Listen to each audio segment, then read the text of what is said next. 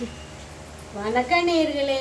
இன்றைக்கி பாருங்களேன், நம்ம வீட்டில் வந்து இன்றைக்கி கோதுமை தோசை செய்ய போகிறேன். நான் கோதுமை தோசை நேற்று ஆஸ்பத்திரி போனேன் நேயர்களே. அப்போ ஆஸ்பத்திரிக்கு போனப்போ சொல்லிட்டாங்க, உங்களுக்கு எல்லாம் நல்லா இருக்குன்னு சொல்லிட்டாங்க. சுகர் மட்டும் கொஞ்சம் கூட இருக்குது, கண்ட்ரோல் பண்ணிக்கோங்க. நாங்கள் சரி நம்ம டயட்டில் இருப்போம் அப்படின்னு சொல்லிட்டு இன்றைக்கி கோதுமை தோசையிலேருந்து ஆரம்பிப்போம்னு கோதுமை தோசையிலேருந்து ஆரம்பிச்சிருக்கேன். சரி, அதுக்கு வந்து ஃபஸ்ட்டு வந்து தண்ணியை ஊற்றிருக்கேன், உப்பை போட்டு. ஏன்னா எங்கள் கோதுமை தோசை எங்களுக்கு செய்ய தெரியாதான்றீங்களா? எல்லாருக்கும் எல்லாம் தெரியும் நேயர்களே. சரி, தண்ணியை ஊற்றிருக்கேன் நேயர்களே. அடுத்து உப்பை போட்டிருக்கேன். இது பாருங்களேன், இது வந்து கோதுமை மாவு இந்த அளவுக்கு எடுத்திருக்கேன். இந்த அளவுக்கு வந்து அவளை வந்து பவுட்ரு பண்ணி வச்சுருக்கேன். இது வந்து சம்பா அரிசி இருக்குது பார்த்தீங்களா, அதோட அரிசியோட இது அவள். இது வந்து மைதா மாவு கொஞ்சம். இது வந்து ஒரு பாண்டிங்காண்டி கொஞ்சோண்டு அரிசி மாவு. இந்த அளவுக்கு இஞ்சி எடுத்திருக்கேன், அதை வந்து தட்டிக்கிடுவோம். கொஞ்சம் தண்ணி ஊற்றி கூட அப்படியே தட்டிக்கிடுவோம். இஞ்சி சாறு ஊற்றி நம்மளா தோசை அப்படி கம்மன்னு இருக்கும். இதில் வந்து இப்படியே சாறு எடுத்துருங்க. அந்த சாறு எடுத்து நல்லா அப்படியே இடிக்க புழிஞ்சிருங்க.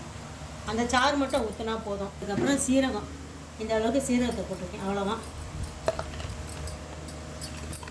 போட்டு எல்லாத்தையும் கரைச்சி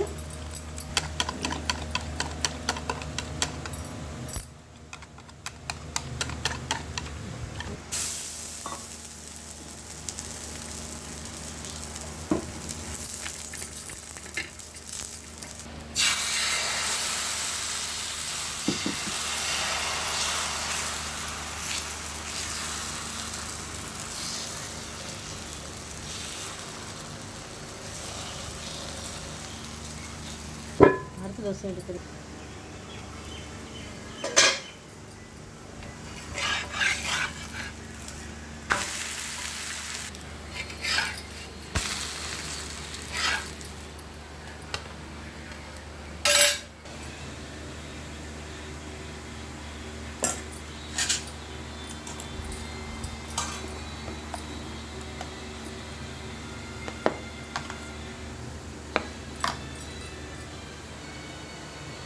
வணக்கம் நேயர்களே. நம்மளுடைய வித்தியாசமான தோசை ரெடி ஆயிடுச்சு.